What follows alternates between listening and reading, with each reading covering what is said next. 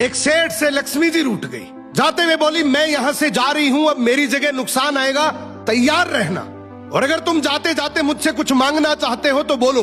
सेठ बहुत समझदार था, बड़ी विनम्रता से बोला, माता नुकसान आ रहा है तो आने दीजिए, बस मुझे आप एक वरदान दीजिए कि मेरे परिवार में हमेशा सुख शांति बनी रहे। लक्ष्मी जी मुस्कुराई, तथास्तु कहा और वहां से चली गई। अब उस सेठ की 4 बहुएं थी। कुछ दिनों बाद सबसे छोटी बहू खिचड़ी बना रही थी। उसने खिचड़ी में नमक डाला और अपने काम में व्यस्त हो गई।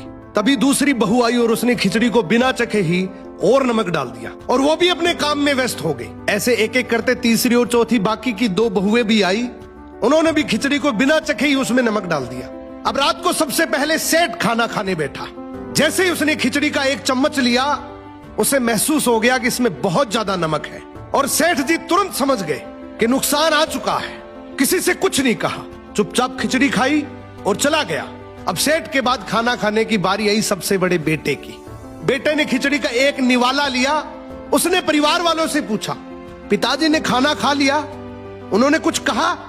तो बाकी सबने जवाब दिया, हाँ पिताजी ने तो खाना खा लिया, लेकिन किसी से कुछ नहीं कहा। तो बड़े बेटे ने भी चुपचाप खिचड़ी खाई और चला गया। ऐसे ही करके परिवार के बाकी सारे सदस्य एक एक करके आए, अपने से पहले वालों के बारे में पूछा, कुछ नहीं कहा, चुपचाप खिचड़ी खाई और चले गए। अब रात को सेठ जी सो रहे थे, सपने में नुकसान आया और हाथ जोड़कर बोला, भाई मैं यहां से जा रहा हूं, मैं यहां नहीं रह सकता। तो सेठ जी ने पूछा, क्यों, क्या हो गया? नुकसान बोला, तुम सबने मिलकर 1 किलो नमक खा लिया, पर मजाल है कोई किसी पर नहीं चिल्लाया, किसी ने गुस्सा नहीं किया, सब शांत रहे।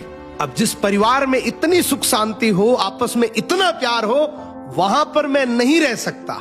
निष्कर्ष कि जिंदगी है तो उतार चढ़ाव, दुख सुख, फायदा नुकसान सब चलता रहेगा, लेकिन जिस परिवार में आपस में लोगों में प्यार है, सुख शांति है, छोटे में आदर, बड़े में बड़प्पन है, उस परिवार का कोई नुकसान, कोई आपदा कुछ नहीं बिगाड़ सकती।